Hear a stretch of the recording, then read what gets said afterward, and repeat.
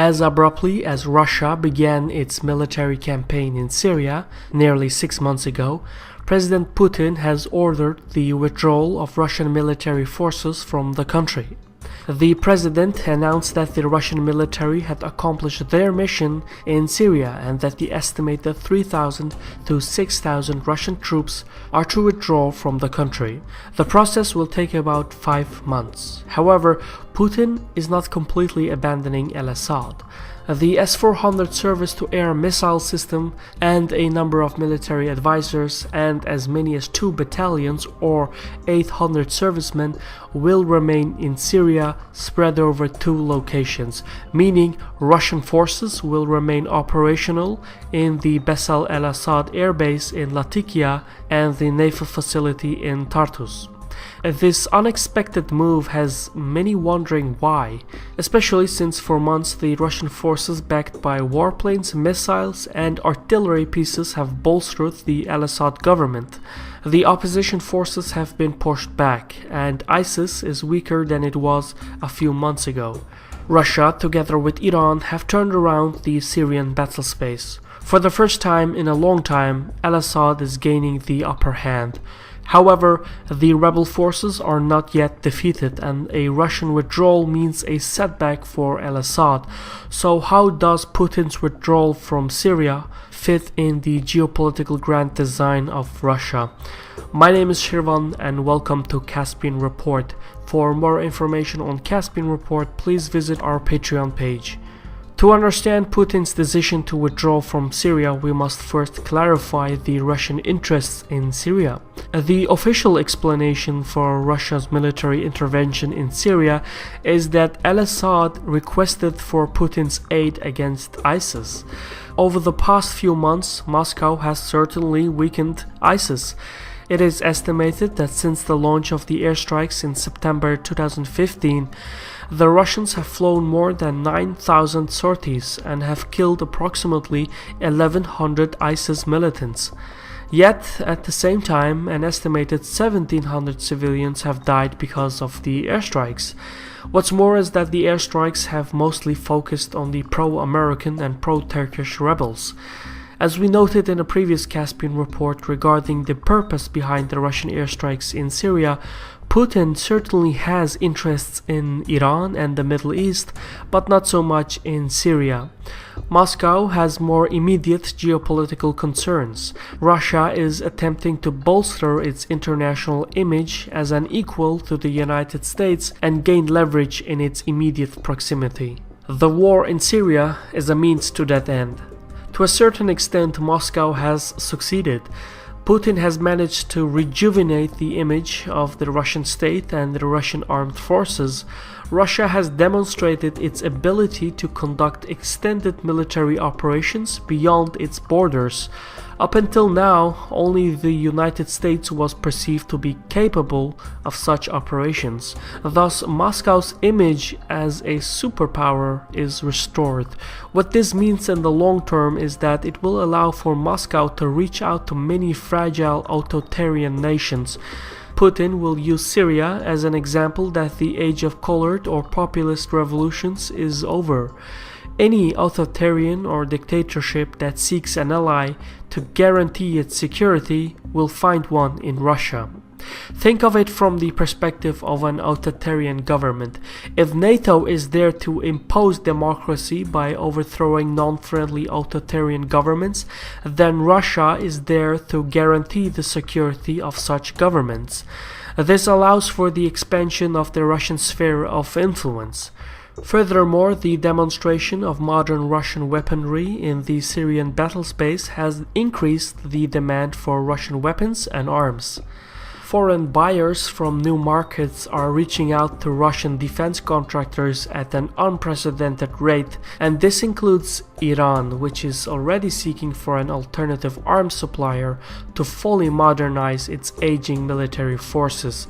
This potentially means that the Russian defense industry will engage in long-term commercial relations with Iran, which in turn will increase Moscow's influence in Tehran. The Syrian peace talks are another area which the Russians consider successfully accomplished.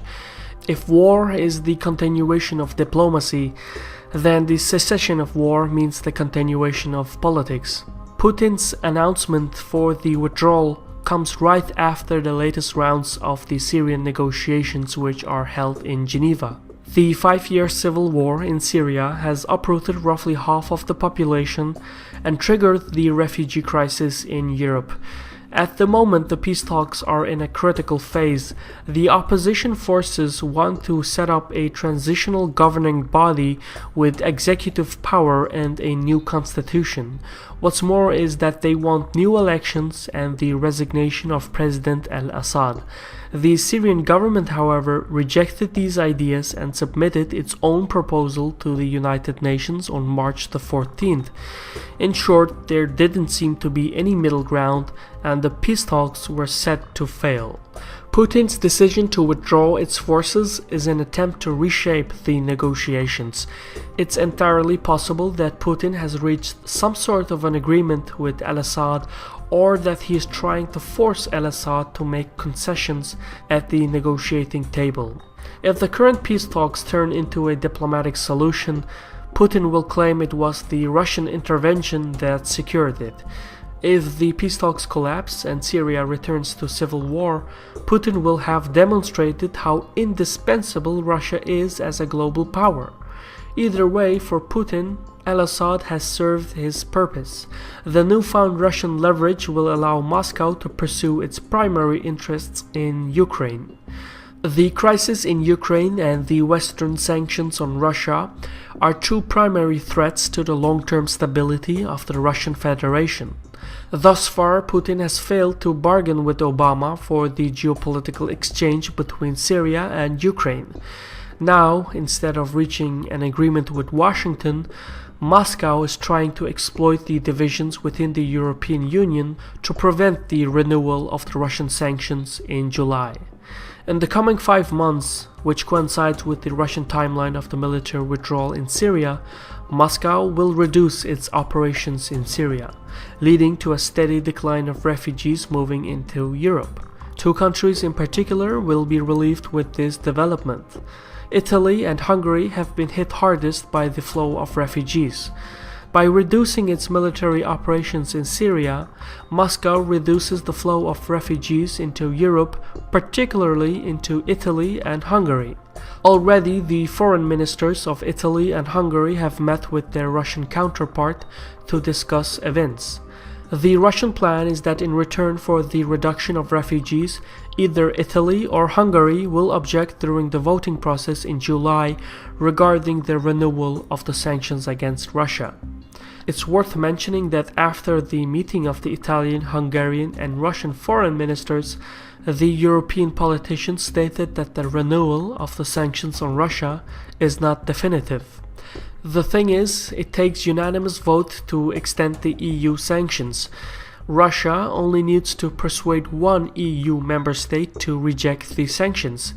Essentially, this means that Russia is using the refugee crisis to increase its leverage in Italy and Hungary, with the ultimate goal to halt the renewal of the EU sanctions on Russia.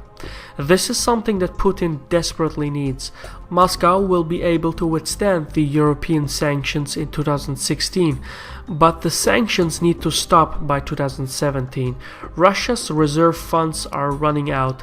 Moscow simply cannot handle the sanctions for much longer, especially not with the current low oil prices. The sooner the sanctions are disrupted, the better for the Russian economy.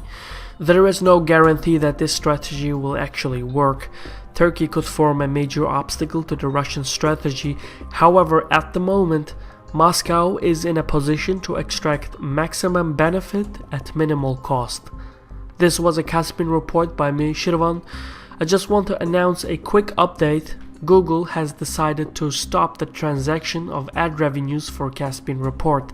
It turns out that Google's automated systems are investigating the sudden increase in views for Caspion Report's content. I have already filed a complaint, but I have no expectations. In fact, this is precisely why I have set up a Patreon account. In essence, Patreon allows viewers to help support the costs of Caspion Report. Many viewers have already stepped up and pledged support for future reports. The names you are seeing now are the top contributors on Patreon, and the steady stream of content is a testimony that it really works. So if you enjoy watching Caspian Report, I hope you'll contribute on Patreon. Either way, thank you for watching, take care, and Sağol.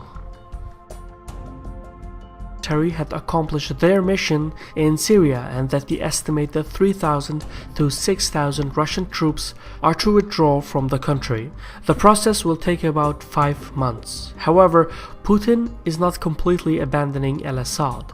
The S-400 surface-to-air missile system and a number of military advisors and as many as 2 battalions or 800 servicemen will remain in Syria, spread over 2 locations, meaning Russian forces will remain operational in the Bashar al-Assad airbase in Latakia and the naval facility in Tartus.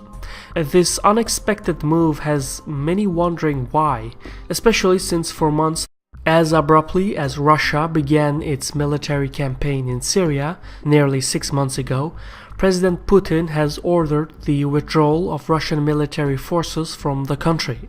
The president announced that the Russian forces backed by warplanes, missiles, and artillery pieces have bolstered the al-Assad government.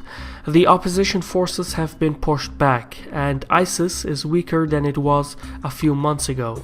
Russia, together with